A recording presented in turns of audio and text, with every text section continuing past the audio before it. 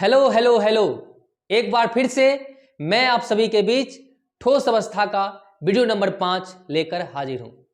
इसके पहले वाले क्लास में हम लोगों ने पढ़ा था क्रिस्टलीय ठोस के प्रकार, ये कितने प्रकार के होते हैं। इकाई सेल को पढ़ा था, इकाई सेल कितने प्रकार के होते हैं। आज के क्लास में हम लोग पढ़ेंगे क्रिस्टल तंत्र क्या होते हैं। उसके बाद पढ़ेंगे इकाई सेल में कुल कणों की संख्या कितनी होती है तथा ए और आर के बीच क्या संबंध होता है। तो नमस्कार, मेरा नाम है मोहित कुमार और मैं आप सभी का स्वागत करता हूं आपके अपने YouTube चैनल विज्ञानम में। विज्ञानम मतलब विश्वास, आपका, हमारा, हम सबका। तो चलिए आज का सेशन शानदार तरीके से शुरू करते हैं। वेलकम टू विज्ञानम। अब देखिए क्रिस्टल तंत्र क्या होते हैं। ये 7 क्रिस्टल तंत्र होते हैं जिसे इंग्लिश में कहा जाता है 7 क्रिस्टल सिस्टम।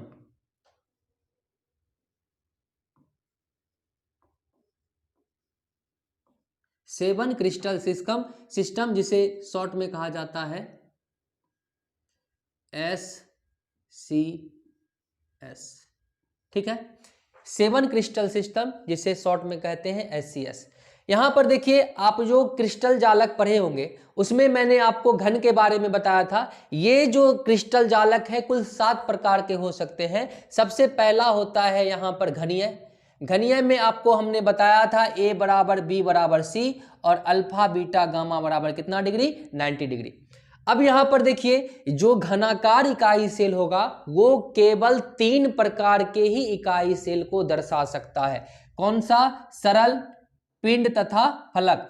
पिछले क्लास में हम लोगों ने पढ़ा था इकाई सेल के प्रकार। ये 4 प्रकार के होते हैं: सरल इकाई सेल, पिंड इकाई सेल, फलक इकाई सेल तथा अंतः केंद्रित इकाई सेल। तो इसमें आपको ये केवल 3 प्रकार के ही इकाई सेल को दिखाता है। यहां संख्या हमने लिख दिया 3 और इसके एग्जाम्पल आपके पास है NaCl तथा KCl।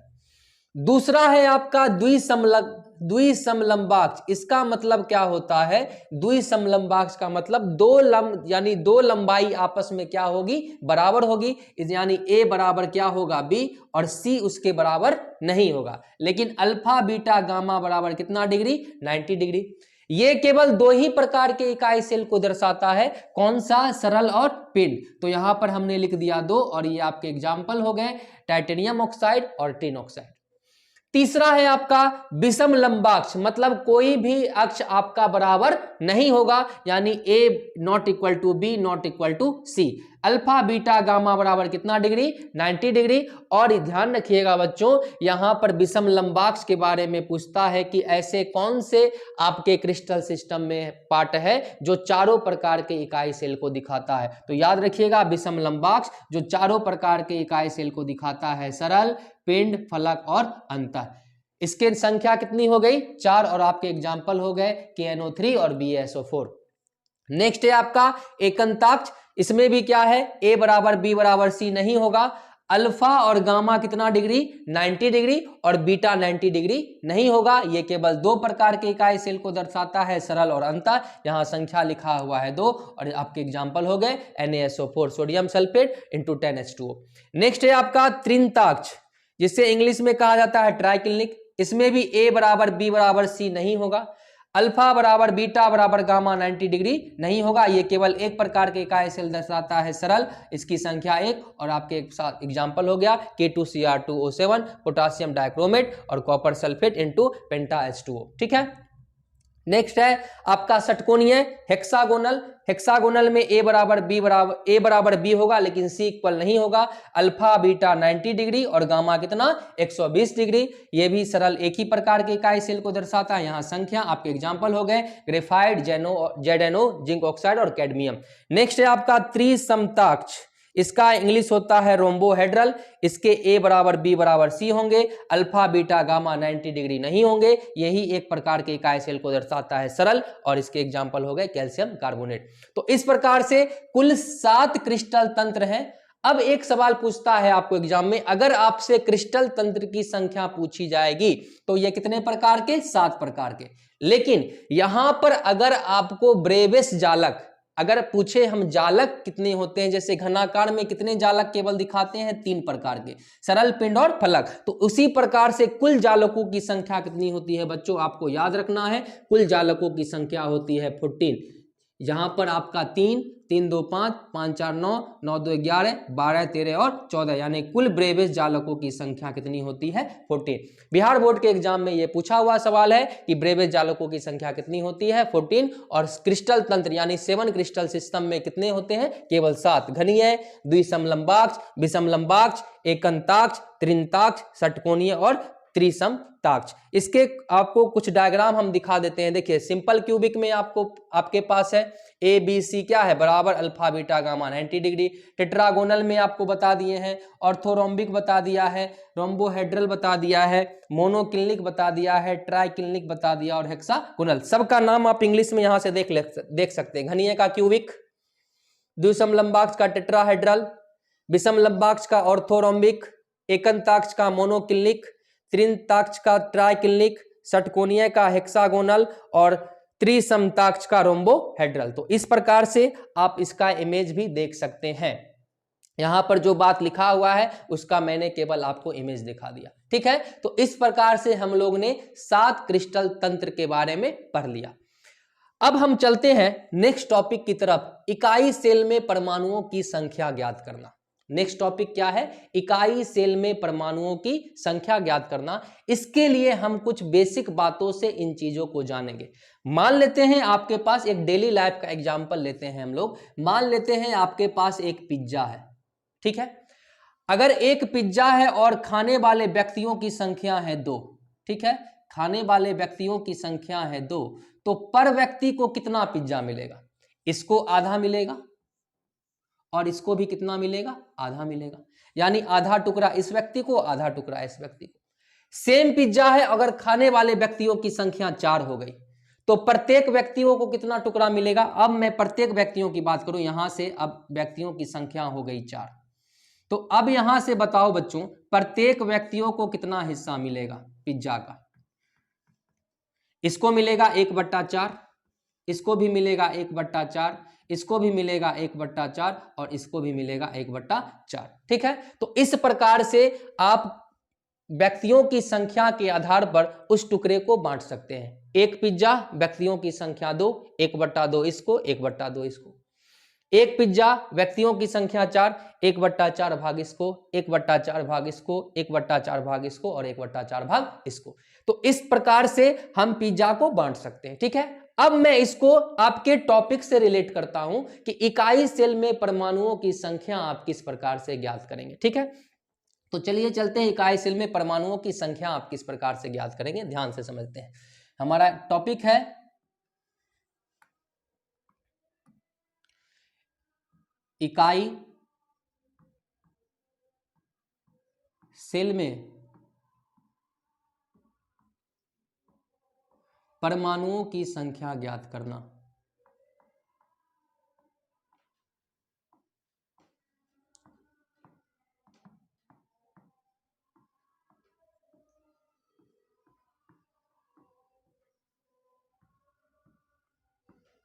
इकाई सेल में परमाणुओं की संख्या ज्ञात करना, यह हमारा टॉपिक है, ठीक है।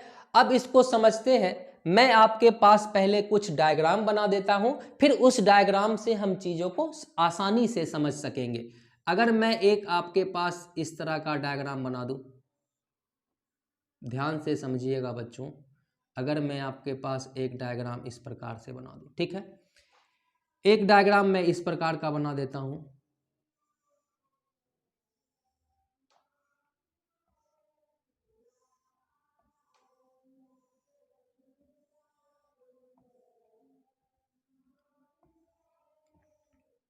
यहां से एक डायग्राम में, यहां से और एक डायग्राम, ठीक है, 2 डायग्राम हो गया। एक डायग्राम मैं यहां बनाता हूं।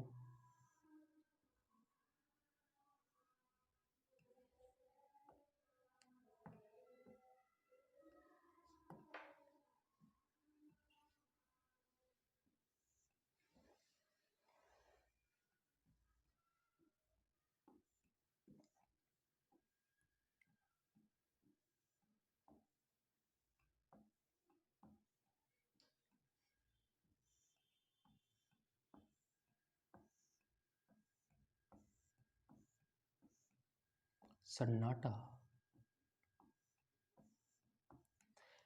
3 डायग्राम और एक डायग्राम मैं आपको यहाँ बनाकर दिखाता हूँ। मैं 4 डायग्राम से आपको चीज़ों को समझाने की कोशिश करूँगा। एक डायग्राम मैं यहाँ बनाता हूँ,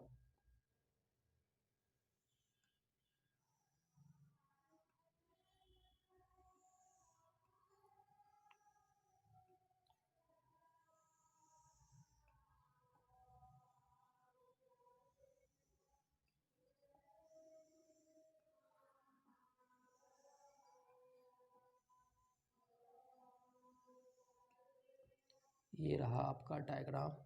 चीज़ों को आप ध्यान से समझेंगे तो ये आपको बेहतर तरीके से समझ में आएगा।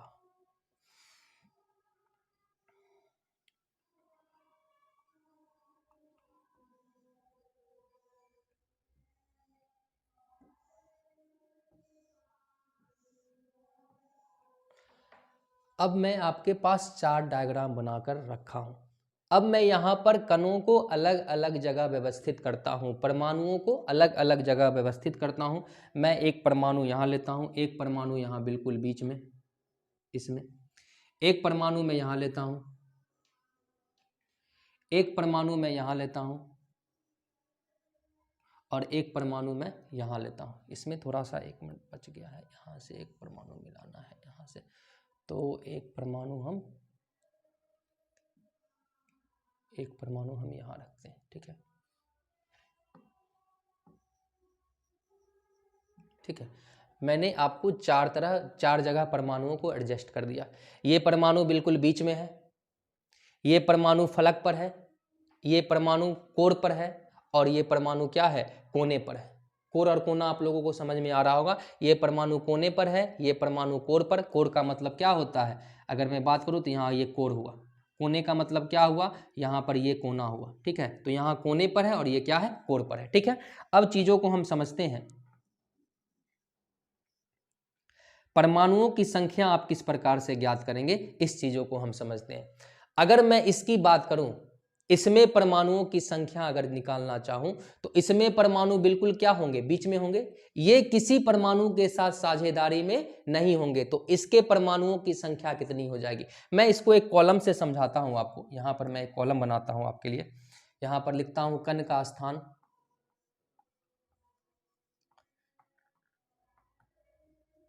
कण का स्थान। उसके बाद एक कॉलम है इकाई सेल की संख्या,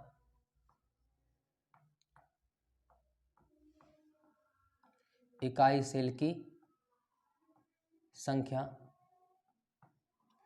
और मैं तीसरा कॉलम आपके पास बनाकर रखता हूं। तीसरा कॉलम है एक इकाई सेल में हिस्सा, एक इकाई सेल में हिस्सा। अब इस चीजों को आप समझें।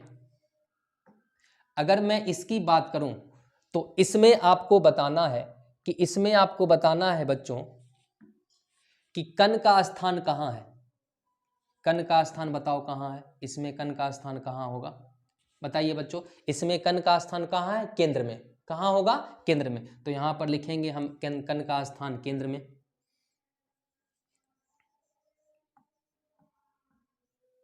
केंद्र में।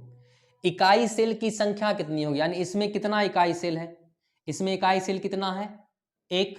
तो इकाई सेल की संख्या हो जाएगी 1, इकाई सेल की संख्या हो जाएगी 1।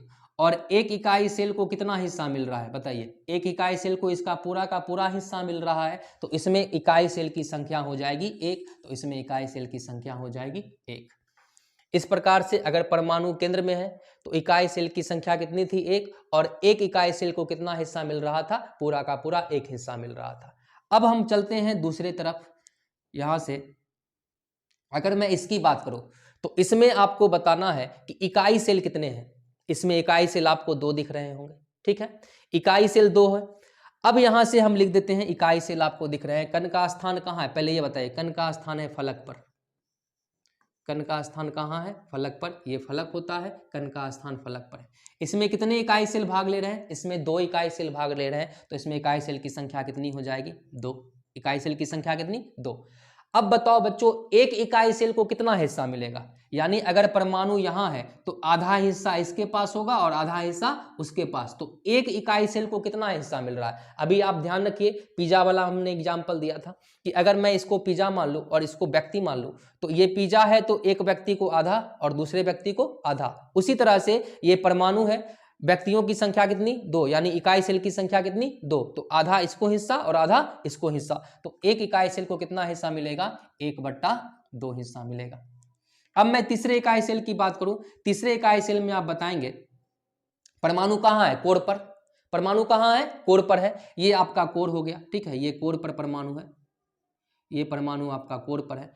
कोर पर बताइए ये कितने के साथ, कितने इकाई सेल के साथ साझेदारी में, 4, तो एक को कितना हिस्सा मिलेगा, जल्दी से कमेंट करें। एक को मिलेगा 1/4 हिस्सा। तो इस तरह से हम यहां पर लिख देते हैं परमाणु कहां पर है, परमाणु है कोर पर। कोर को इंग्लिश में क्या कहते हैं, EDGH, ठीक है। इकाई सेल की संख्या कितनी थी 4, और एक परमाणु, एक इकाई सेल को कितना हिस्सा मिल रहा था, 1/4 हिस्सा मिल रहा था, ठीक है। अब मैं लास्ट चलता हूं, यहां पर ध्यान से समझेंगे। यहां से बताइए परमाणु यहां पर है, परमाणु कहां है, बिल्कुल यहां पर है। अब इसमें बताइए आपको कितने इकाई सेल दिख रहे हैं, इसमें आपको 4 प्रकार के 4 इकाई सेल दिख रहे हैं, 1 इकाई सेल, 2 इकाई सेल, 3 इकाई सेल, 4 इकाई सेल, 5 इकाई सेल, 6 इकाई सेल, 7 इकाई सेल और 8, यानी आपको कुल 8 इकाई सेल दिख रहे हैं। परमाणु कहां है, कोने पर। कहां है बच्चों, कोने पर, तो परमाणु है कोने पर। कोने का मतलब कॉर्नर पर, परमाणु कॉर्नर पर है। इकाई सेल की संख्या कितनी है बच्चों, 8, इकाई सेल की संख्या 8, तो एक इकाई सेल को कितना हिस्सा मिलेगा, एक इकाई सेल को मिलेगा 1/8 हिस्सा। तो इस प्रकार से हमने समझा कि परमाणु अगर केंद्र पर होंगे तो उसके एक इकाई सेल का हिस्सा कितना होगा, 1। इसी तरह से परमाणु अगर फलक पर होंगे तो एक इकाई सेल को कितना हिस्सा मिलेगा, आधा हिस्सा मिलेगा। इसी तरह से अगर परमाणु कोर पर होंगे तो एक इकाई सेल को कितना हिस्सा मिलेगा, 1/4, और उसी तरह से परमाणु अगर कोने पर होंगे तो एक इकाई सेल को मिलेगा 1/8 हिस्सा। उम्मीद करते हैं यहां तक बातें आपको समझ में आ गई होगी। एक बार फिर से हम रिकॉल कर लेते हैं। परमाणु बीच में, यानी कुल परमाणु, एक इकाई सेल को एक हिस्सा।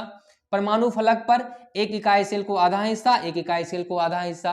परमाणु अगर कोर पर है, ये 4 के साथ साझा में है, तो एक परमाणु के 1/4, इसको भी 1/4, इसको भी 1/4 और इसको भी 1/4। अगर परमाणु कोने पर है, यहां पर आपको 8 इकाई सेल दिख रहा होगा, एक इकाई सेल, 2, 3, 4, 5, 6, 7 और 8 इकाई सेल। अगर परमाणु कोने पर है तो एक इकाई सेल को कितना हिस्सा मिलेगा, 1/8 हिस्सा मिलेगा। अब हम चलते हैं इकाई सेल में परमाणु की संख्या आप किस प्रकार से ज्ञात करेंगे, इसको हम जानते हैं। प्रीवियस क्लास में हम लोगों ने पढ़ा था कि इकाई सेल में आपको एक चीज आप जान लें, यहां पर एक चीज और मैं बता दूं आपको कि आपके सिलेबस में आपको घनीय के बारे में पढ़ना है, और घनीय के बारे में पढ़ना, और घनीय केवल कितने प्रकार के पढ़ने हैं, सरल, पिंड और फलक। तो अब से हम इसको कहेंगे सरल घनाकार इकाई सेल, पिंड घनाकार इकाई सेल और फलक घनाकार इकाई सेल, ठीक है। तो यहां से चलते हैं, हम परमाणुओं की संख्या ज्ञात करते हैं। अगर मैं बात करूं सरल घनाकार इकाई सेल के लिए, सरल घनाकार इकाई सेल के लिए, इसको शॉर्ट में कहा जाता है सिंपल क्यूबिक यूनिट सेल, और शॉर्ट में इसका नाम होता है SCC, ठीक है। अब बच्चों हम परमाणुओं की संख्या ज्ञात करते हैं। प्रीवियस क्लास में हमने पढ़ा था सरल इकाई सेल में परमाणु कहां होते हैं, 8 कोनों पर होते हैं। तो अगर मैं इकाई सेल बनाऊं, यहां से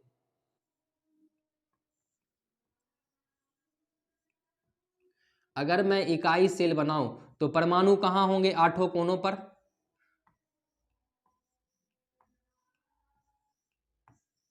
परमाणु कहां होंगे, 8 कोनों पर। इसको इस डायग्राम से भी आप समझ सकते हैं, यहां पर एक डायग्राम है, इस डायग्राम से भी आप समझ सकते हैं। परमाणु कहां है, 8 कोनों पर होते हैं। और एक परमाणु को देखो यहां पर कटा हुआ भाग है, यानी एक परमाणु को केवल कितना हिस्सा मिलता है, 1/8 हिस्सा मिलता है, क्योंकि हमने अभी जस्ट पढ़ा है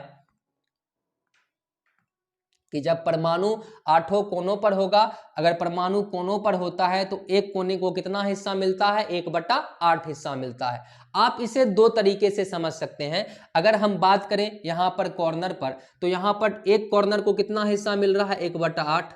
वैसे वैसे कितने कॉर्नर हैं, 8 कॉर्नर, तो इसको भी 1/8, इसको भी 1/8, इसको भी 1/8, इसको भी 1/8, इसको भी 1/8, यानी 1 2 3 4 5 6 7, सबको 8 1 2 3 4 5 6, यहाँ पर प्लस 1/8 और प्लस 1/8।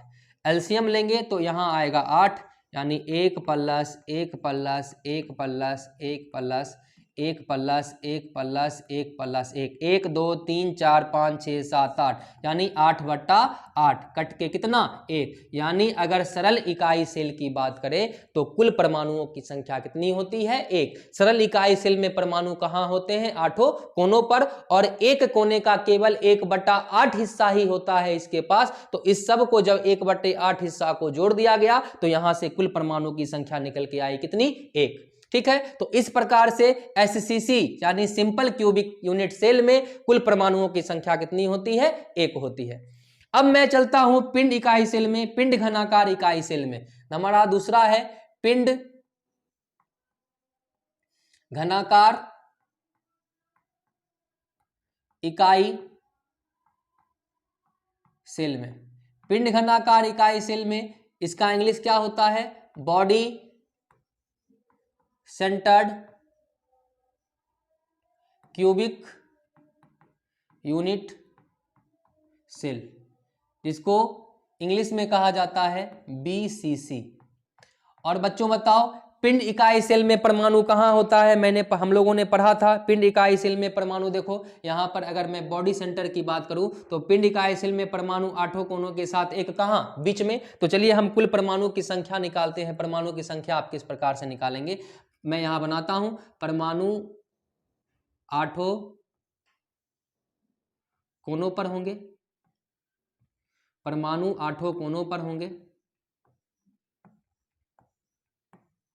और एक परमाणु बच्चों आपका कहां होगा, बिल्कुल बीच में होगा।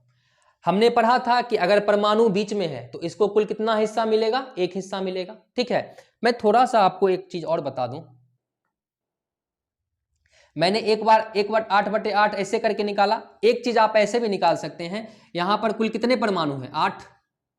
एक परमाणु को कितना हिस्सा मिल रहा है, 1/8। 8 से 8 कैंसिल हो गया, अतः परमाणु की संख्या कितनी, 1। आप इस तरह से भी इसको फाइंड समझ सकते हैं, आप इस तरह से भी इसको समझ सकते हैं। परमाणु 8 कोनों पर था, परमाणु की संख्या 8। एक परमाणु को कितना हिस्सा, 1/8 हिस्सा, कुल परमाणु की संख्या कितनी, 1। अब चलते हैं यहां पर, परमाणु कहां है, 8 कोनों पर। तो 8 कोनों के लिए हमने पढ़ा है कि परमाणु जब कोनों पर होगा तो टोटल कितना कोण है, 1 2 3 4 5 6 7 8 कोण। एक कोण को कितना हिस्सा मिल रहा है, 1/8, यानी परमाणु की संख्या कितनी हो गई, 1। ठीक है, अब यहां परमाणु बीच में है तो बीच वाले परमाणु किसी के साथ साझेदारी में नहीं है, तो इसको कितना हिस्सा मिलेगा, इसको कुल हिस्सा मिलेगा 1। अतः अगर मैं कुल परमाणुओं की संख्या ज्ञात करूं तो 1 + 1 बराबर कितना, 2, यानी परमाणुओं की संख्या कितनी हो जाएगी, 2। तो अभी याद रखना आपको, पिंड घनाकार इकाई सेल में बीसीसी में परमाणुओं की संख्या कितनी होती है, 2 होती है। अब मैं चलता हूं तीसरे प्रकार के इकाई सेल में। तीसरे प्रकार का इकाई सेल है हमारा फलक घनाकार इकाई सेल। फलक घनाकार इकाई सेल, फलक में आपको पढ़ा हुआ है कि फलक में परमाणु कहां होता है, फलक में परमाणु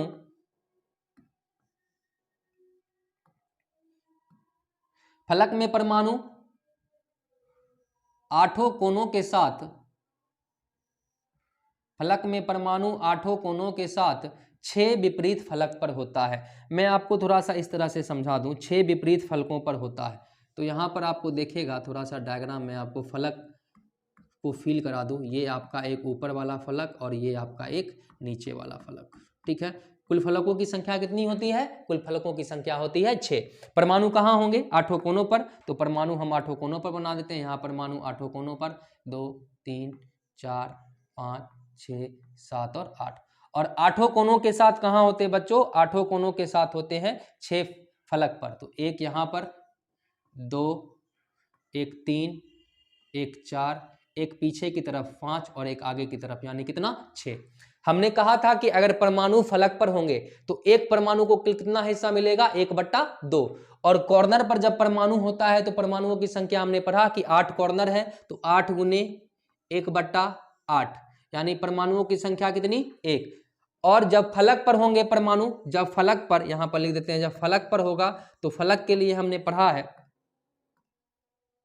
फलक के लिए हमने पढ़ा है कि फलक टोटल कितना 6, और एक फलक को कितना हिस्सा मिलता है, 1/2, यानी फलक कितना, कुल परमाणुओं की संख्या कितनी, 3 जब फलक पर होगा तब, और एक परमाणु जब कॉर्नर पर होगा तब, तो यानी कुल परमाणुओं की संख्या 1 + 3 बराबर कितना, 4। तो इस तरह से कुल परमाणुओं की संख्या कितनी आ गई, 4। इसे शॉर्ट में कहते हैं face centered cubic unit cell, इसको शॉर्ट में कहा जाता है FCC, ठीक है। यानी FCC में कुल परमाणुओं की संख्या कितनी, 4, BCC में कुल परमाणुओं की संख्या कितनी, 2, और SCC में कुल परमाणुओं की संख्या कितनी, SCC में कुल परमाणुओं की संख्या कितनी, 1। तो इस प्रकार से सरल इकाई सेल, पिंड घनाकार इकाई सेल तथा फलक घनाकार इकाई सेल में हमने कुल परमाणुओं की संख्या कैसे निकलती है इसको सीख लिया। सरल में कितना, 1, पिंड में कितना, 2, और फलक में कितना,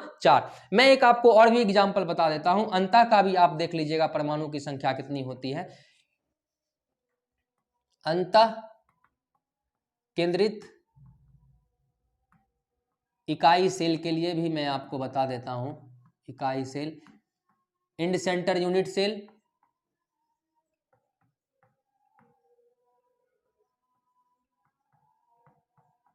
इंड सेंटर यूनिट सेल, जिसे क्या कहते हैं, ECC, ठीक है। ECC में मैंने बताया था परमाणु कहाँ होते हैं, परमाणु 8 कोनों के साथ, परमाणु 8 कोनों के साथ,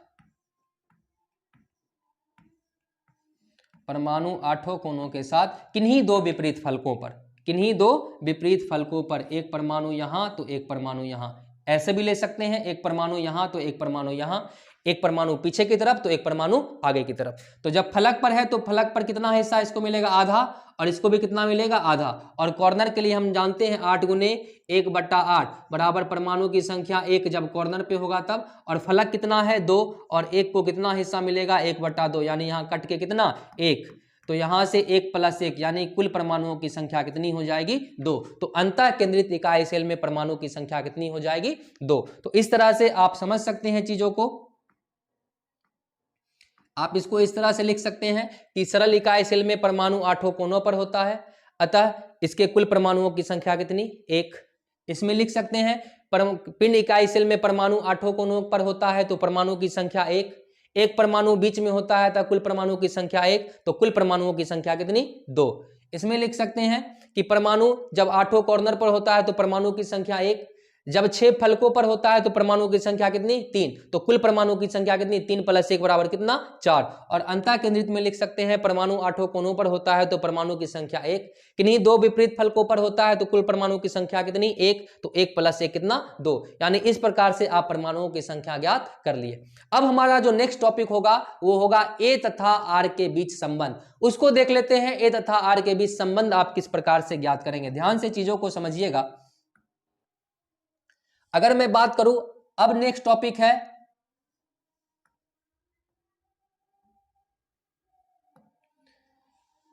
ए तथा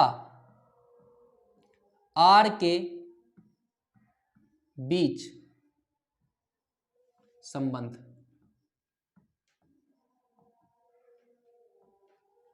इसको आप ध्यान से समझिएगा, ए तथा आर के बीच संबंध क्या होता है। तीनों का संबंध अलग अलग होगा। सरल घनाकार इकाई सेल के लिए संबंध अलग, पिंड घनाकार इकाई सेल के लिए संबंध अलग, और फलक घनाकार इकाई सेल के लिए ए तथा आर के बीच संबंध क्या होंगे, अलग अलग। तो सबसे पहले हम चलते हैं SCC पर। अब शॉर्ट फॉर्म में हम लिख रहे हैं SCC यानी सरल घनाकार इकाई सेल में। चीजों को ध्यान से समझिएगा कि अगर मैं यहां पर एक डायग्राम बनाऊं सरल इकाई सेल का, तो सरल इकाई सेल में हम लोग पढ़े हैं कि परमाणु कहां पर होता है बच्चों, 8 कोनों पर होता है। अब परमाणु 8 कोनों पर है। हमने ये पढ़ा था कि ये सब जो लाइन है ये इमेजिनरी लाइन है। एक्चुअल में जो इकाई सेल होता है, ध्यान से समझेंगे, एक्चुअल में देखो ये इकाई सेल जो है आपस में एक दूसरे से क्या हुए, सटे हुए होते हैं। इसको बार बार बना पाना संभव नहीं है, इसलिए इसको इस फॉर्मेट में बनाया जाता है। परमाणु आपस में एक दूसरे से क्या हुए, सटे हुए हैं। अब इस चीज को समझने के बाद यहां से आप ध्यान से समझिएगा, अगर मैं किसी एक लाइन की बात करूं, क्योंकि ये घन है, घन की लंबाई चौड़ाई ऊंचाई आपस में क्या होती है, समान। अगर मान लेते हैं ये ए है, अगर मान लेते हैं ये ए है, तो ये भी क्या होगा ए, ये भी क्या होगा ए, ये भी क्या होगा ए, ये भी क्या होगा, यानी सब क्या होंगे, ए होंगे। तो हम किसी एक की बात कर लेते हैं। इस डायग्राम को उठाकर मैं यहां बनाता हूं, यहां ध्यान से समझिएगा। अगर मैं यहां इस डायग्राम को बनाया और एक डायग्राम को हमने यहां बनाया, ठीक है, यहां से थोड़ा सा इसको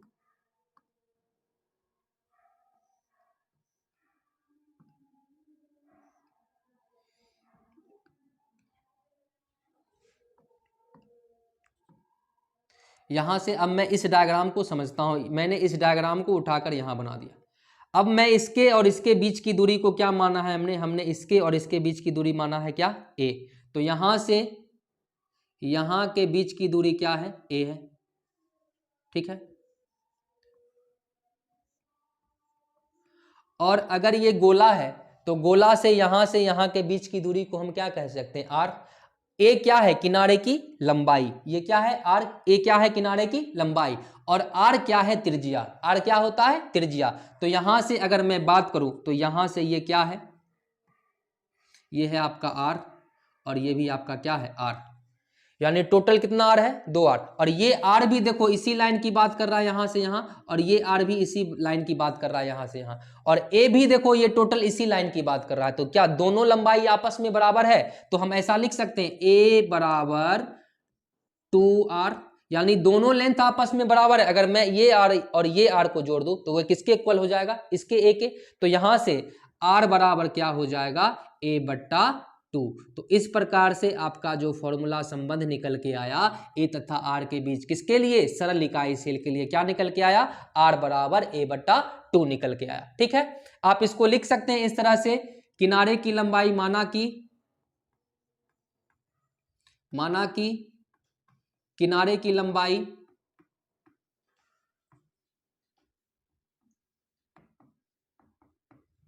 क्या है, a, तथा त्रिज्या क्या है, r। तो इसलिए r बराबर a बट्टा 2। ये आपका फॉर्मूला निकल के आ गया, किसके लिए, सरल घनाकार इकाई सेल के लिए, r बराबर a बट्टा 2 निकल के आया। उसी तरह से अगर हम पिंड की बात करें, पिंड इकाई सेल की अगर हम बात करें, पिंड इकाई सेल को शॉर्ट में क्या बोलते हैं, बीसीसी। तो बीसीसी में ध्यान से समझिएगा, ऐसा करते हैं, पहले हम एफसीसी को समझ लेते हैं, उसके बाद हम बीसीसी पर चलेंगे। पहले हम एफसीसी को समझ लेते हैं, एफसीसी को समझ लेते हैं। एफसीसी में परमाणु कहाँ होता है, ध्यान से समझेंगे। एफसीसी में परमाणु 8 कोनों के साथ 6 फलक पर होता है। ध्यान से बच्चों समझेंगे, 8 कोनों के साथ, यहाँ पर 8 कोनों के साथ 6 फलक पर होता है परमाणु। यहाँ पर परमाणु है 8 कोनों पर, यहाँ से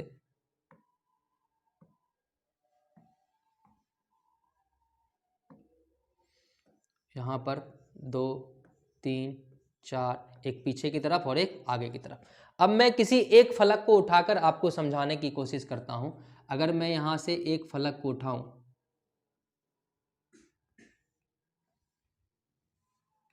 यहां पर परमाणु, यहां पर परमाणु, और एक परमाणु कहां, बीच में, ये जो सेंटर वाला परमाणु है। यहां से यहां के बीच की दूरी हमको फाइंड करनी है, यहां से यहां के बीच की दूरी। तो यहां से बताइए ये कितना आर हो जाएगा बच्चों, यहां से अगर मैं आर जानूं तो ये 1 आर, यहाँ कितना आर, यहाँ 2 आर, और यहाँ कितना आर, 1 आर। तो टोटल कितना आर हो जाएगा, टोटल हो जाएगा हमारा 4 आर। अब चीजों को हम समझते हैं ध्यान से, यहाँ देखिएगा बोर्ड पर।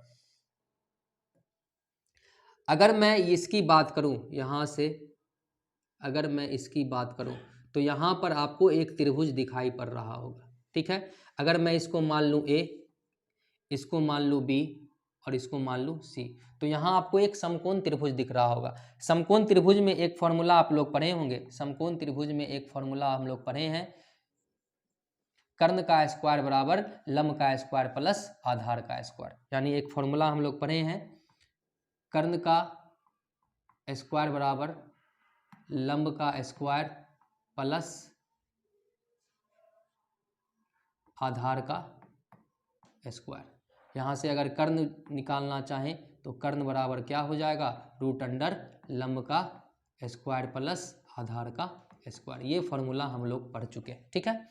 अब यहाँ से त्रिभुज एबीसी में आप बताएं, अगर मैं बात करूं त्रिभुज एबीसी में, तो त्रिभुज ए बी और सी की बात करें, त्रिभुज एबीसी की, तो यहाँ से आप ऐसा लिख सकते हैं, ए बी का स्क्वायर बराबर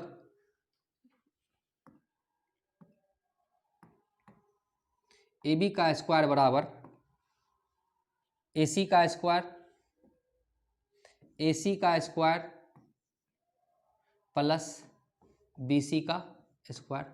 और आपको पता है सबके किनारे की लंबाई को हमने क्या मान कर रखा है, सबके किनारे की लंबाई को हमने मान के रखा है ए। तो यहाँ से ए सी का वैल्यू क्या हो जाएगा, ए स्क्वायर हो जाएगा, और यहाँ से बी सी का वैल्यू क्या हो जाएगा, ए स्क्वायर हो जाएगा।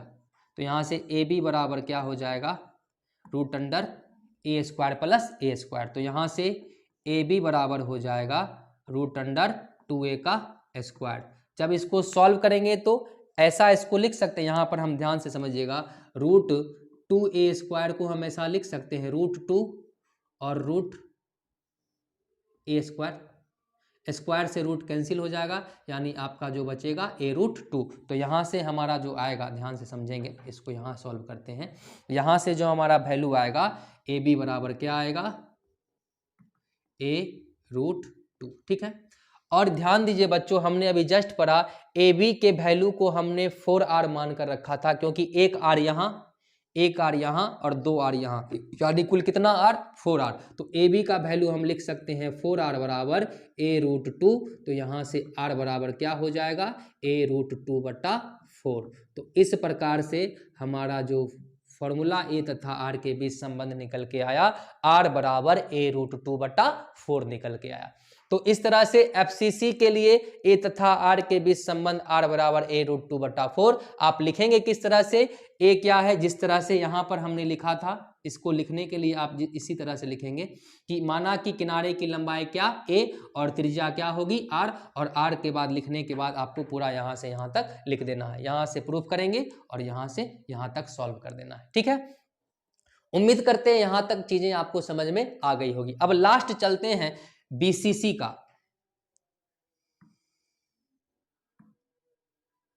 बीसीसी में देख लेते हैं परमाणु कहां होता है। बीसीसी की बात करें तो ध्यान से समझेंगे, बीसीसी में परमाणु 8 कोनों के साथ एक परमाणु कहां होता है, बिल्कुल बीच में होता है। एक परमाणु 8 कोनों पर तो होगा ही, परमाणु 8 कोनों पर होगा, और परमाणु 8 कोनों के साथ एक परमाणु कहां होगा, बिल्कुल एक परमाणु होगा बिल्कुल बीच में, ठीक है, एक परमाणु होगा बिल्कुल बीच में। अब यहां से आप ध्यान से समझेंगे, इसको आप किस तरह से फाइंड करेंगे, इसको हम दूसरे तरीके से समझते हैं, इसको थोड़ा सा हम मिटा रहे हैं।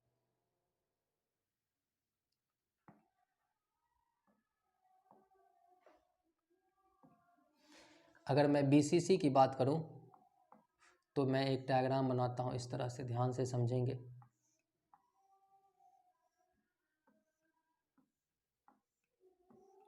और मैं परमाणु अगर मैं बीच में रखूं, ध्यान से समझेंगे, तो इसमें आप किस प्रकार से फाइंड करेंगे, ध्यान से समझेंगे। यहां से इस कोने के बीच आपको फाइंड करना है, ठीक है, इस कोने से इस कोने के बीच फाइंड करना है। तो यहां से आप एक लंब ले सकते हैं, ठीक है, यहां से अगर आप लंब ले लेंगे तो इसको क्या कर सकते हैं, आप प्रूफ कर सकते हैं, ठीक है। अगर मैं लंब ले लूं यहां से, तो यहां से फिर आपको एक समकोण त्रिभुज दिख रहा होगा, तो पहले हमको इसका वैल्यू निकालना है, इसका वैल्यू, पहले इसका वैल्यू निकाल लेंगे, इसका वैल्यू निकल जाएगा तो फिर देखिए आपको यहाँ से एक समकोण त्रिभुज दिख रहा होगा, ठीक है। तो पहले हम इसका वैल्यू निकालते हैं, तो इसको मान लेते हैं ए, इसको मान लेते हैं बी, इसको मान लेते हैं सी और इसको मान लेते हैं डी, ठीक है। यहाँ परमाणु 8 कोनों पर होगा, तो परमाणु पहले 8 कोनों पर बना देते हैं, ठीक है। अब यहां से आप ध्यान से समझिएगा, यहां से यहां के बीच का वैल्यू उसी तरह से कितना हो जाएगा 4r हो जाएगा। ध्यान से समझेंगे, यहाँ 1r 2r यहाँ और 1r यहाँ, टोटल कितना r, टोटल हो जाएगा 4r। अब पहले हम ABC का वैल्यू निकालते हैं। त्रिभुज ABC में इसका वैल्यू आपको पता है कि इसके बीच का दूरी a, इसके भी बीच का दूरी a, सबके बीच के दूरी का डिस्टेंस क्या है a, क्योंकि किनारे की लंबाई a और त्रिज्या क्या है r है। अब त्रिभुज ABC में आप ध्यान दीजिएगा, ABC में हम ऐसा लिख सकते हैं AC का स्क्वायर बराबर AB का स्क्वायर प्लस BC का स्क्वायर। तो हम ऐसा लिख सकते हैं AC का स्क्वायर बराबर AB का स्क्वायर प्लस BC का स्क्वायर। AB का वैल्यू कितना है बच्चों a, तो यहां से हो जाएगा a का स्क्वायर, और BC का वैल्यू कितना है a, तो यहां से हो जाएगा a का स्क्वायर। ये आपका वैल्यू निकला AC का स्क्वायर। अब यहां से AC के स्क्वायर का वैल्यू हो सकता है 2a का स्क्वायर, इसको हम यहां पर अभी रखते हैं, AC के स्क्वायर के वैल्यू को अब यहां हम रखते हैं। अब चलते हैं, देखिए इसका वैल्यू हमको पता चल गया।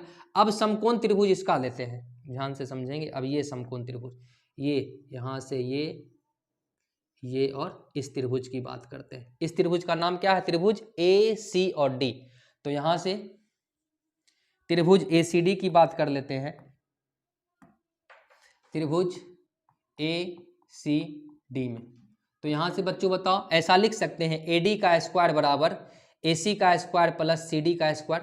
तो यहां से लिख देंगे AD का स्क्वायर बराबर AC का स्क्वायर प्लस CD का स्क्वायर, ठीक है। CD का वैल्यू कितना है a है, और AD का वैल्यू कितना है, AC का वैल्यू कितना है, AC का वैल्यू हम अभी जस्ट निकाले हैं। तो यहाँ से AC स्क्वायर की जगह हम लिख सकते हैं, यहाँ पर AC स्क्वायर की जगह हम यहाँ लिख सकते हैं 2a का स्क्वायर, और CD का वैल्यू कितना है a, तो a का स्क्वायर हो जाएगा।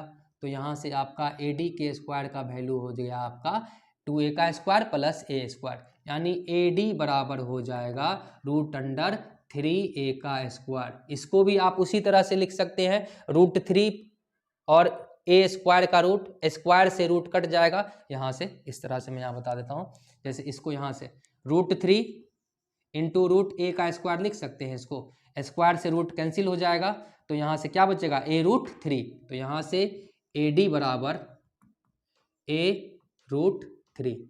और आप बच्चों बताओ, यहाँ से AD का वैल्यू हमने मान रखा था कितना r, 4r, क्योंकि 1r इधर, 2r ये केंद्र वाला और 1r ये, टोटल कितना r, टोटल 4r। तो AD का वैल्यू हो जाएगा 4r बराबर a√3। तो यहाँ से हो जाएगा r बराबर a√3/4।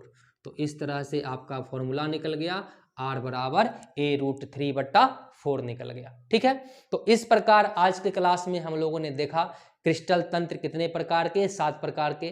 कुल ब्रेविस जालकों की संख्या कितनी, 14। इकाई सेल में परमाणु कहाँ कहाँ होता है और उसके कणों की संख्या, कि सरल के लिए 1, पिंड के लिए 2, फलक के लिए 4 और अंतः के लिए 2। फिर हमने पढ़ा a तथा r के बीच संबंध, कि सरल इकाई सेल में r बराबर a/2, फलक इकाई सेल के लिए r बराबर a√2/4 और पिंड इकाई सेल के लिए r बराबर a√3/4। तो इस प्रकार से हम आज का क्लास यहीं तक रोकते हैं। कल के क्लास में हम लोग पढ़ेंगे पैकिंग की प्रगुणता, कि किसमें कितना % होता है पैकिंग की प्रगुणता। जो बच्चे इस चैनल पर नए हैं वो इस चैनल को शेयर करें, सब्सक्राइब करें और ज़्यादा से ज़्यादा बच्चों तक इस चैनल को शेयर करें। आज का क्लास हम यहीं रोकते हैं, मिलते हैं फिर कल नेक्स्ट क्लास में।